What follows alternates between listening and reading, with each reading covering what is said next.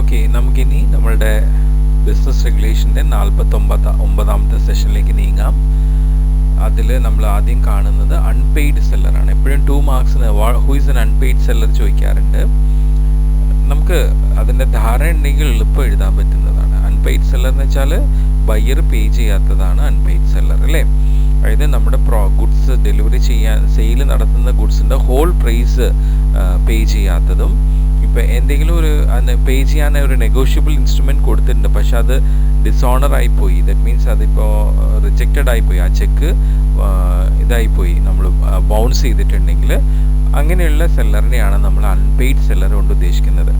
കുറച്ചുകൂടി വ്യക്തമായിട്ട് പറയുകയാണെങ്കിൽ, the person who is not yet paid or rendered the whole price of the goods sold, വിറ്റ ഗുഡ്സിൻ്റെ whole price പേ ചെയ്യാത്ത ആ വ്യക്തി ആണ് അൺപെയ്ഡ് സെല്ലർ. പിന്നെ ആളൊരു bill of exchange or any other negotiable instrument like cheque ഒരു കണ്ടീഷണൽ പേയ്മെൻറ്റിന് റിസീവ് ചെയ്തു, അത് ഡ്യൂലി ഓണേർഡ് ആണ്, അത് ശരിക്കുമുള്ള റിയൽ ചെക്കാണ് എന്നുണ്ടെങ്കിൽ റിയൽ ചെക്കാണ്,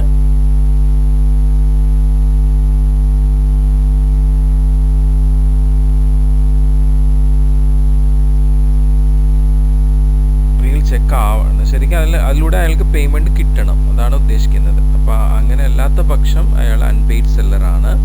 അങ്ങനെ വരുമ്പോൾ അയാൾക്ക് ഈ ഗുഡ്സിനോട് അവകാശമുണ്ട്, അതുപോലെ നമ്മുടെ ബയ്യറുടെ അടുത്തും കുറച്ച് റൈറ്റ്സ് ഉണ്ട്.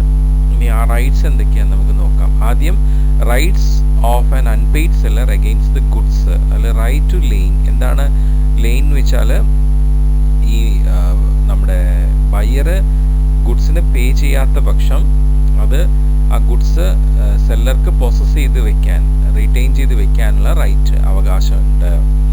ഓക്കെ, ഹോൾ പ്രൈസ് പേ ചെയ്താൽ മാത്രമേ അതിൻ്റെ ഓണർഷിപ്പ് ബയ്യർ സെല്ലർക്ക് കൊടുക്കുള്ളൂ.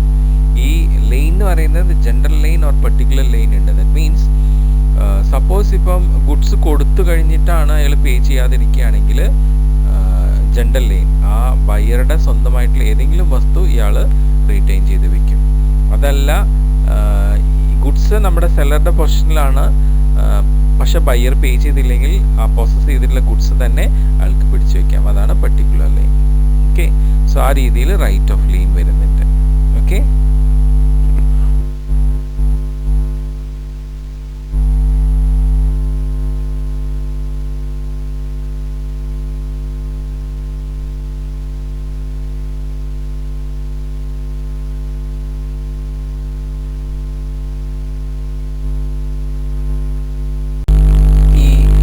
സെല്ലർക്ക് റൈറ്റ് ഓഫ് ലെയിൻ, അതായത് നമ്മുടെ ഗുഡ്സ് റീറ്റെയിൻ ചെയ്ത് വെക്കാനുള്ള ആ റൈറ്റ് വരുന്നത് ഈ 3 കണ്ടീഷൻസ് സാറ്റിസ്ഫൈ ചെയ്യുമ്പോഴാണ്. എപ്പോഴാണെന്ന് വെച്ച് കഴിഞ്ഞാൽ, ഇപ്പം ഈ പറയുന്ന ഓണർഷിപ്പ് നമ്മുടെ ബയ്യർക്ക് പാസ് ചെയ്ത് കഴിഞ്ഞാൽ, എന്നിട്ട് അയാൾ പേ ചെയ്തിട്ടില്ല എന്ന് വെച്ചാൽ, പിന്നെ ഈ പറഞ്ഞ പോലെ തന്നെ പേ ചെയ്തിട്ടില്ല എന്നാൽ ആ ഗുഡ്സ് നമ്മുടെ സെല്ലറുടെ പൊസിഷനിൽ തന്നെ ഉണ്ടാവുക. പിന്നെ ഒരു കണ്ടീഷൻ, ഫുൾ പേയ്മെൻറ്റ് നടത്തിയിട്ടില്ല അല്ലെങ്കിൽ പാർട്ട് പേയ്മെൻ്റ് ആണ് നടത്തിയിട്ടുണ്ടെങ്കിലും എന്ത് ചെയ്യാം, ഈ റൈറ്റ് ഓഫ് ലെയിന് നമ്മുടെ സെല്ലർക്ക് ഉണ്ടാവും. ഇനി write off stoppage of goods in transit, അതായത് ഇത് നമുക്ക് ഈ റൈറ്റ് ഓഫ് ലെയിൻ്റെ ഒരു എക്സ്റ്റൻഷൻ ആയിട്ട് തന്നെയാണ് പറയുക. എന്താ വെച്ച് കഴിഞ്ഞാൽ, നമ്മുടെ സെല്ലറ് ബയ്യർക്ക് ഗുഡ്സ് ഡെലിവറി ചെയ്യാൻ തുടങ്ങി, ഓക്കെ, ആ ട്രാൻസിറ്റിംഗ് ടൈമിൽ ആ ട്രാൻസിറ്റിനെ എന്ത് ചെയ്യാൻ വേണ്ടി സ്റ്റോപ്പ് ചെയ്യാം. അത് ഈ കണ്ടീഷൻസ് വരുമ്പോഴാണ് സെല്ലർ അൺപെയ്ഡ് ആണെങ്കിൽ, ഓക്കെ, അൺപെയ്ഡ് സെല്ലർക്കാണ് അത് സ്റ്റോപ്പ് ചെയ്യാൻ പറ്റുക.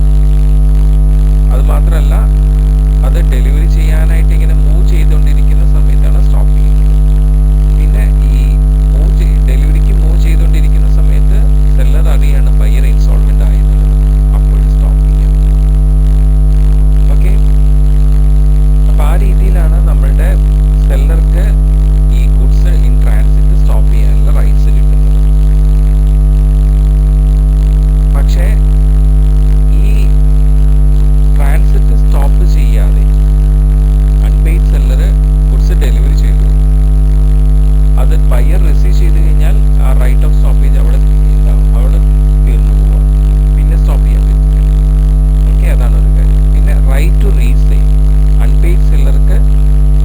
കാരണങ്ങൾ കൊണ്ടും എന്ത് ചെയ്യാം, സെയിൽ ചെയ്ത ഗുഡ്സ് വീണ്ടും റീസെയിൽ ചെയ്യാം.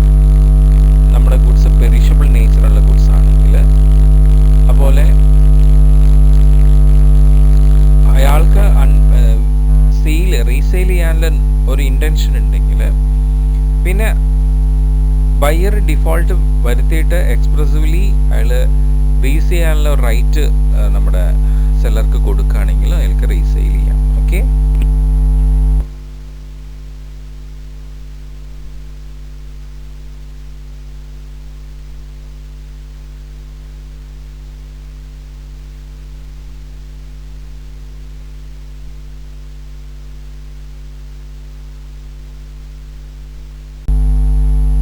ഓക്കെ. നമ്മളുടെ അൺപെയ്ഡ് സെല്ലർക്ക് ഗുഡ്സിന് എഗെയിൻസ്റ്റ് ആയിട്ടുള്ള റൈറ്റ്സ് ഉള്ളതുപോലെ തന്നെ അൺപെയ്ഡ് സെല്ലർക്ക് നമ്മുടെ ബയ്യറിന് എഗെയിൻസ്റ്റ് ആയിട്ട് പേഴ്സണലി റൈറ്റ്സ് ഉണ്ട്. അതെന്തൊക്കെയാണെന്ന് നോക്കുകയാണെങ്കിൽ, ആദ്യം നമ്മളുടെ അൺപെയ്ഡ് സെല്ലർക്ക് ബയ്യറിന് എഗെയിൻസ്റ്റ് ആയിട്ട് അയാൾ പേ ചെയ്യുന്ന പ്രൈസിന് വേണ്ടിയിട്ട് ക്ലെയിം ചെയ്യാം. സെക്കൻഡ് തിങ്, അയാൾ ഈ പറയുന്ന ഗുഡ്സ് അക്സെപ്റ്റ് ചെയ്യാനായിട്ട് റെഫ്യൂസ് ചെയ്യുകയാണെങ്കിൽ അതിൻ്റെ ഡാമേജ് ഫോർ നോൺ അക്സെപ്റ്റൻസിനും എന്ത് ചെയ്യാൻ ക്ലെയിം ചെയ്യാം. പിന്നെ ഈ പറയുന്ന ഡെലിവറി ഓഫ് ഗുഡ്സിൻ്റെ ടൈമിന് മുമ്പേ നമ്മളുടെ ബയ്യർ കോൺട്രാക്ട് ഓഫ് സെയിലിനെ വയലേറ്റ് ചെയ്യുകയാണെങ്കിൽ നമ്മുടെ സെല്ലർക്ക് അതിപ്പോഴും തുടരുന്നതായിട്ട് കൺസിഡർ ചെയ്ത് ഈ ഡെലിവറി ചെയ്യുക. ആ ഡേറ്റ് ഓഫ് ഡെലിവറി വരെ വെയിറ്റ് ചെയ്ത് കഴിഞ്ഞിട്ട് ആ ഒരു വയലേഷൻ എഗെയിൻസ്റ്റ് ആയിട്ട് ആ ബ്രീച്ച് ഓഫ് ഡാമേജ് ഫോർ ബ്രീച്ചിന് വേണ്ടി ക്ലെയിം ചെയ്യാം. പിന്നെ ഫൈനലി നമ്മുടെ ബയ്യർ പേ ചെയ്യേണ്ട പ്രൈസിൻ്റെ ഇൻട്രസ്റ്റിന് വേണ്ടിയിട്ടും അൺപെയ്ഡ് സെല്ലർക്ക് ക്ലെയിം ചെയ്യാവുന്നതാണ്.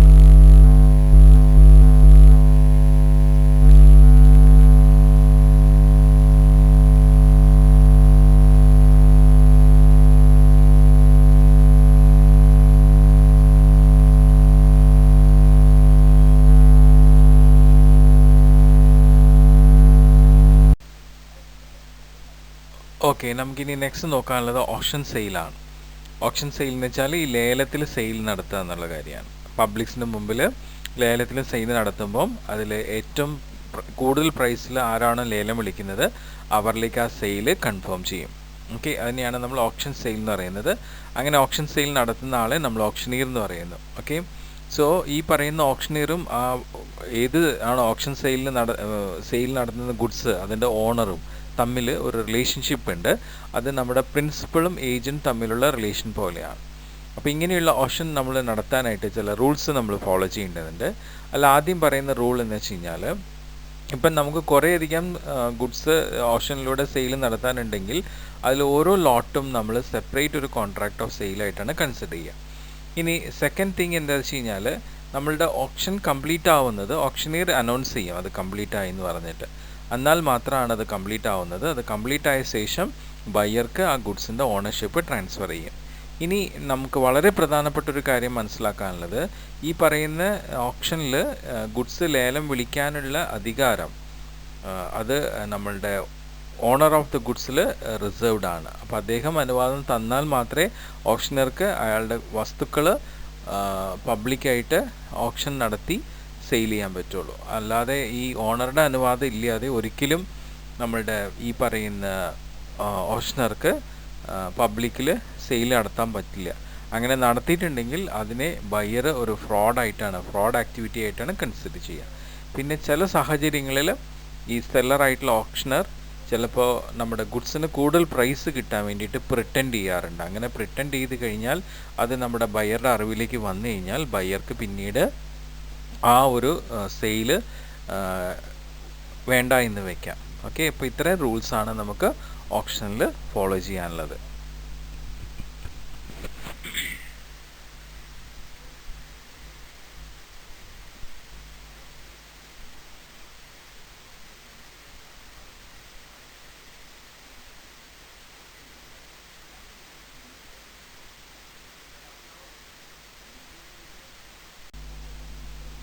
ഇനി നമുക്ക് നമ്മുടെ കോൺട്രാക്ട് ഓഫ് സെയിൽ ലാസ്റ്റ് പോർഷനാണ്. ദാറ്റ് ഈസ് ഈ പറയുന്ന കോൺട്രാക്ട് ഓഫ് സെയിൽ വയലേറ്റ് ചെയ്ത് കഴിഞ്ഞാൽ, ബ്രീച്ച് ചെയ്ത് കഴിഞ്ഞാൽ അതിനുള്ള റെമഡീസ്. അതായത് ആദ്യം സെല്ലേഴ്സ് റെമഡീസ് അഗെയിൻസ്റ്റ് ബയ്യറാണ് വയലേറ്റ് ചെയ്യണമെങ്കിൽ അതിനുള്ള റെമഡീസ് സെല്ലറിന് വരുന്നത് എന്തൊക്കെയാണ്? സെല്ലറിന് 2 റെമഡീസാണ് വരുന്നത്. ഒന്ന് സ്യൂട്ട് ഫോർ പ്രൈസ്, പിന്നെ ഡാമേജ് ഫോർ നോൺ അക്സെപ്റ്റൻസ്. അതായത് ഇപ്പം നമ്മുടെ സെല്ലറ് നമ്മുടെ ഗുഡ്സ് ബയർക്ക് പാസ് ചെയ്ത് കഴിഞ്ഞു, ഡെലിവറി ചെയ്ത് കഴിഞ്ഞു, എന്നിട്ട് ബയർ ഇൻറ്റൻഷനലി അത് നെഗ്ലക്റ്റ് ചെയ്യാണ്, പേ ചെയ്യാൻ റെഫ്യൂസ് ചെയ്യുകയാണെങ്കിൽ, കോൺട്രാക്റ്റിലെ സെയിലിൻ്റെ ടേം അനുസരിച്ച് പേ ചെയ്യാൻ റെഫ്യൂസ് ചെയ്യുകയാണെങ്കിൽ തീർച്ചയായിട്ടും സെല്ലർക്ക് ബയ്യറിൻ്റെ എഗെയിൻസ്റ്റ് ആയിട്ട് പേയ്മെൻറ്റിന് വേണ്ടിയിട്ട് ക്ലെയിം ചെയ്യാം. ഇനി രണ്ടാമത് നമ്മുടെ നമ്മുടെ ബയ്യർ സെല്ലർക്ക് പേ ചെയ്യാനുള്ള പേയ്മെൻറ്റ് ഒരു പർട്ടിക്കുലർ ഡേറ്റിൽ പേ ചെയ്യാനായിട്ട് ഉദ്ദേശിക്കുകയാണ്, പക്ഷെ അത് ആൾ പേ ചെയ്യണില്ല.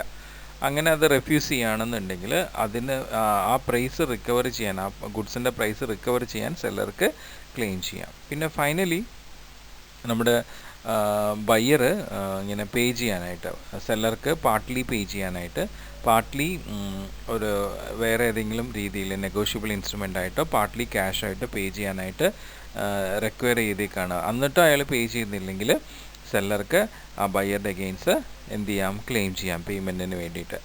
ഇനി ഡാമേജ് ഫോർ നോൺ അക്സെപ്റ്റൻസ്, നമ്മുടെ കോൺട്രാക്ട് ഓഫ് സെയിൽ ഫോം ചെയ്തു, സെല്ലർ ബയ്യർക്ക് ഈ പറയുന്ന ഗുഡ്സ് ഡെലിവറി ചെയ്തു, അത് ബയ്യർ അക്സെപ്റ്റ് ചെയ്യുന്നില്ല വിത്തൗട്ട് എനി റീസൺ, അത് നോൺ അക്സെപ്റ്റ് ചെയ്യാത്ത പക്ഷം അതിനുള്ള ഡാമേജിന് നമ്മുടെ സെല്ലർക്ക് ക്ലെയിം ചെയ്യാം.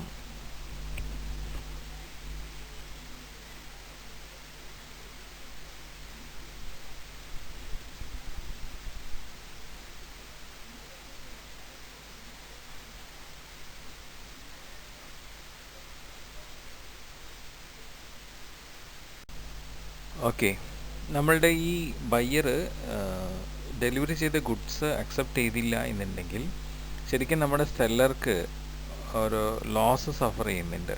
കാരണം അയാൾക്ക് വേറെ സെയിൽ ചെയ്യാൻ പറ്റുന്നില്ല ഇത്.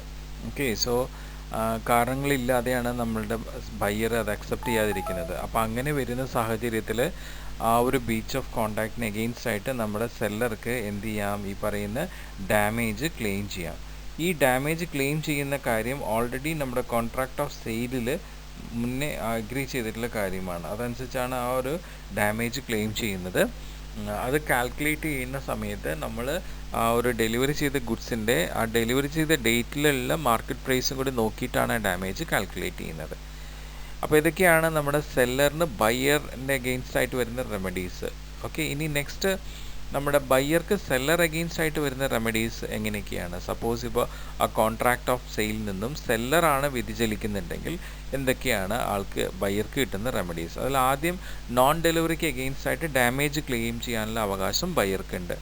നമ്മുടെ ബയ്യർ ഓൾറെഡി ഗുഡ്സിന് പേ ചെയ്ത് കഴിഞ്ഞു, പക്ഷേ സെല്ലർ ആ ഗുഡ്സ് ഡെലിവറി ചെയ്യാൻ റെഫ്യൂസ് ചെയ്യുകയാണെങ്കിൽ അങ്ങനെ ആ നോൺ ഡെലിവറിയുടെ അഗെയിൻസ്റ്റ് ആയിട്ടുള്ള ഡാമേജിന് ഈ ബയ്യർക്ക് ക്ലെയിം ചെയ്യാം. അത് നമ്മുടെ സെല്ലറിൽ നിന്നും അയാൾ പേ ചെയ്തിട്ടുള്ള എമൗണ്ട് റിക്കവർ ചെയ്തതിന് കൂടെ അഡീഷണൽ ആയിട്ടാണ് ആ ഡാമേജ് ക്ലെയിം ചെയ്യുന്നത്. ഓക്കെ, ഇനി രണ്ടാമത്തെ ഒരു കാര്യം, ഇപ്പോൾ ഓൾറെഡി ബയ്യർ പേ ചെയ്ത് കഴിഞ്ഞു, പക്ഷേ സെല്ലറ് ഗുഡ്സ് ഡെലിവറി ചെയ്തില്ലെങ്കിൽ ആ പ്രൈസ്, ആ പേ ചെയ്ത എമൗണ്ട് റിക്കവർ ചെയ്യാനായിട്ടും നമ്മുടെ ബയ്യർക്ക് ക്ലെയിം ചെയ്യാം.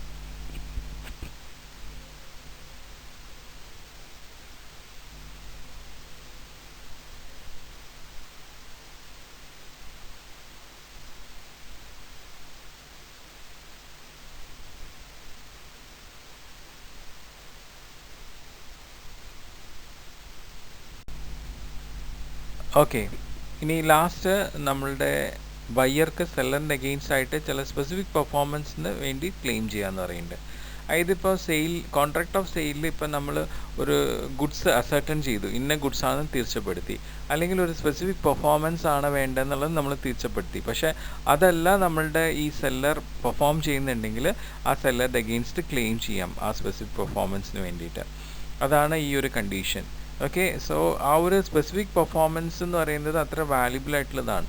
അപ്പോൾ ആ ഒരു ക്ലെയിം എന്ന് പറയുന്നത് ഈ പറയുന്ന ആ പെർഫോമൻസ് നടത്താത്തതിൻ്റെ ഒരു ഡാമേജ് ആയിട്ട് കൂടിയാണ് നമ്മൾ കൺസിഡർ ചെയ്യുന്നത്.